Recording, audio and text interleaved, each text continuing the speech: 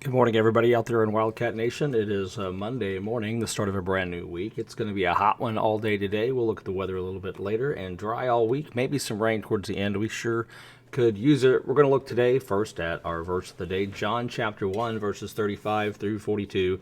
In the English Standard Version, verse 35 starts, remember, we've been looking at John the Baptist at this point. And so here we go. The next day again, John was standing with two of his disciples. And he looked at Jesus as he walked by, and he said, "Behold, the Lamb of God."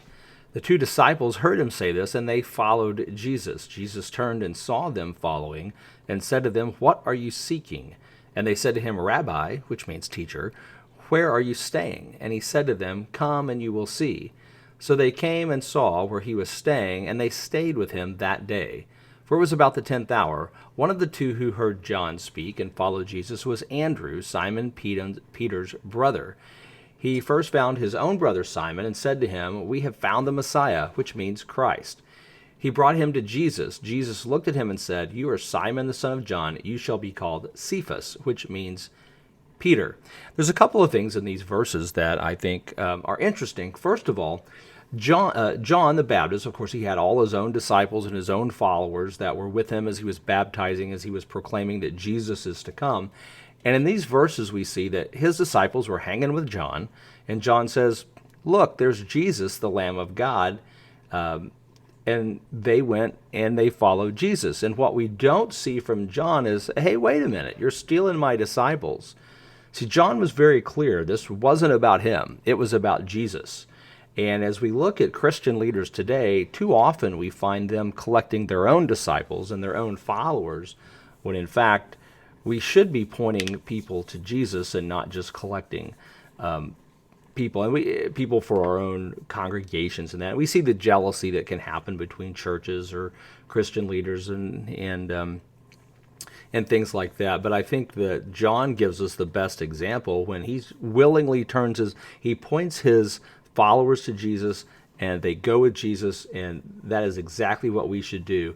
And so I think there's 2 points here as we think about that. First of all, let's not get jealous between our congregations and tribal about our churches. I hope you love your church. I hope that you are a fan of your church. I hope you're a cheerleader for your church. I hope you're an evangelist for your church. I hope you're a recruiter for your church. But I would encourage you not to do that to the detriment of other congregations. And then, go out and make new disciples and bring them into your church. And then second of all, if you're a church member, don't feed into that. Don't be the choosy shopper about where you're just a consumer. Going to a church, well, I like this music better, or their coffee's better, or that speaker, that preacher's funnier.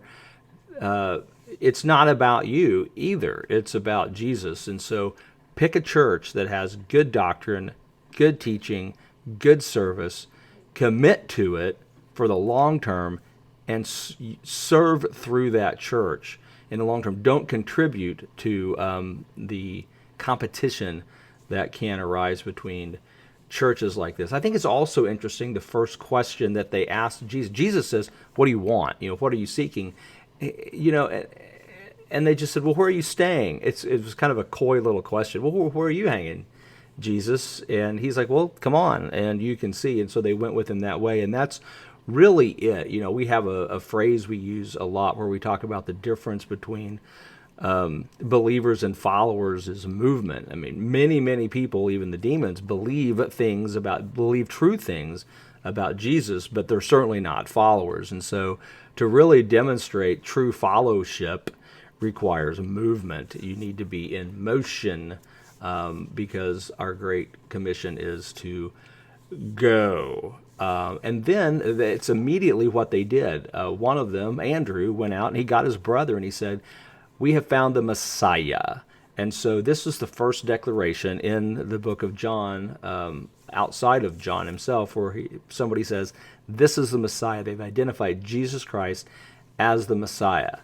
And he brings Simon to him, and Jesus changes his name to Peter, which is going to have significance later on down the road. So there's your verse of the day, John chapter 1, verses 35 through 42. In the news, you may have heard about Lori Loughlin. This is kind of interesting. If you don't know, she was Aunt Becky on Full House back in the day. Kind of one of those beloved actresses. Has faded away a little bit in recent years. But she got caught in this scheme where she was paid $500,000 to get her daughters into USC. Now, why you would pay to go to the University of Southern California, I don't know, but she did. She got 2 months in prison for that, so she's going to spend 60 days in prison, 61 days, depending on how you count them. If I was being sentenced to prison like that, I think I'd probably pick February, get a couple of days off my sentence. It's interesting. Federal sentencing is by months. It's kind of interesting when you think of it that way because of the way that months vary from February at 28 days usually to 31. Depending on the months you pick, you can get a couple of days off your sentence, I suppose, or the days the judge picks. Her husband also got 5 months in prison for his role. Federal sentencing guidelines are pretty interesting in the way that they're applied. I'm not sure why he would have gotten more or less. That probably was within the discretion of the judge. There is a 0 to 6 month range in the federal sentencing guidelines. Likely they both fell into that by virtue of their plea agreement. And so she got 2 months. Might have been money better spent on a tutor than bribing the good folks at USC. Today's the first day of school. We took Jack to school this morning, and he went in wearing his mask. If you haven't already gone to school yet this morning, don't forget your mask. That's part of it. If you have questions about what the protocol is for Rogersville schools, you can look back on the live stream we did last Thursday night. It's here for playback anytime you want to rewatch that at K-ROG here on Facebook. You can check into that.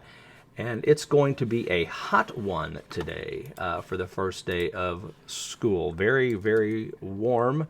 We're going to take a look real quick at the radar. Get that running for you. You can see it's absolutely clear. Not a lot of cloud cover or anything out there. Today's going to be sunny and hot with a high near 95. Heat index values as high as 98. Calm wind becoming west around 6 miles an hour in the afternoon. Tonight, mostly clear with a low around 68. North wind around 6 miles an hour becoming light and variable. Tuesday, sunny and hot with a high near 94. East wind 5 to 7 miles an hour. That's right, there is no rain in our forecast anytime soon. There's a little bit Wednesday, like a 10% chance. Maybe by the weekend, we'll be able to get a little bit of rain back on the ground. And we sure do need that. I don't know if you caught this. I'm going to try to drop a link real fast if I can in the comments. Ozark Sports Zone finally did their article on the national champion Wildcat Trap team. And so we're excited that they were able to do that. I'm trying to get that link click so I can get that. So they did a nice little article, talked about the team winning their championship. There we go. I'm going to get that for you. So you can see that as soon as I get this together for you. And also had a nice little tag on there about David Williams, who went ahead and just built a trap field in his backyard so the team would have somewhere to practice and he didn't have to drive all the way to Bodark every Sunday afternoon. But that is nice. It's a nice local trap field that the team gets to practice on at least 2 nights a week. And I think that certainly contributes to their success, having that type of support right here in the community. We appreciate the team, we appreciate the coaches, and we certainly appreciate the Williams family for providing that. Last little bit of the day, an owner finally found their 150-pound tortoise after 74 days. The owner said he just eluded our ability to spot him for 74 days. By the way, that's longer than Lori Loughlin will be in prison for bribing USC. As the owner said, guess he just needed to come out of his shell for a bit. That's your show for today. Thanks for joining me. We'll be back tomorrow with K-ROG in the morning. I think the whole crew, nope, Tom's not going to be here. So it's just going to be Lauren, Chris, and I, but we'll see you tomorrow broadcasting from the Jamestown Center, maybe from Storytime Coffee. Who knows where we might be tomorrow. We'll see you tomorrow. Thanks for joining me. Have a blessed day.